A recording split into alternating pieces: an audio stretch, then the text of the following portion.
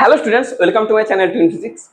তোমাদের থার্ড সেমিস্টারের যে পরীক্ষা, যারা থার্ড সেমিস্টারে আছো এই মুহূর্তে, তাদের যে থার্ড সেমিস্টারের পরীক্ষা তার রুটিন কিন্তু উচ্চ মাধ্যমিক মধ্যশিক্ষা পর্ষদ তারা পাবলিশ করে দিয়েছেন। হয়তো অন্যান্য চ্যানেল থেকে তোমরা জেনেও গেছো, আমার ভিডিওটা বানাতে একটু লেট হলো।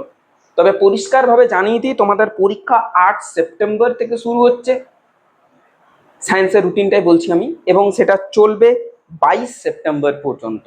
8 সেপ্টেম্বর তোমাদের বাংলা, 10 সেপ্টেম্বর তোমাদের ইংলিশ, 12 সেপ্টেম্বর তোমাদের ফিজিক্স, 16 সেপ্টেম্বর তোমাদের কেমিস্ট্রি, 19 সেপ্টেম্বর তোমাদের ম্যাথস, 22 সেপ্টেম্বর তোমাদের বায়োলজিক্যাল সায়েন্স। এই হচ্ছে তোমাদের রুটিন।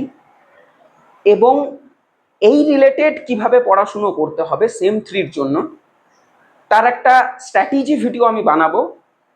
সেইটা কমপ্লিট করলে ফিজিক্সের কোনো প্রবলেমস তোমাদের হবে না।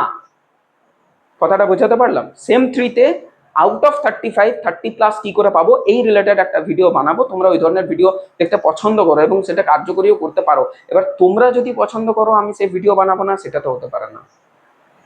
তাই সেম থ্রির যে এক্সাম রুটিন, সেটা আমি টুইন ফিজিক্সের টেলিগ্রাম চ্যানেল, হোয়াটসঅ্যাপ চ্যানেল এবং টুইন ফিজিক্সের যে ইউটিউব চ্যানেল যেখানে তোমরা এই মুহূর্তে ভিডিওটা দেখছো, সেখানেও কিন্তু পাবলিশ করে দিলাম। তোমরা দেখো, বিষয়টা বোঝো এবং সেই রিলেটেড নিজেদের স্ট্র্যাটেজি বানাও।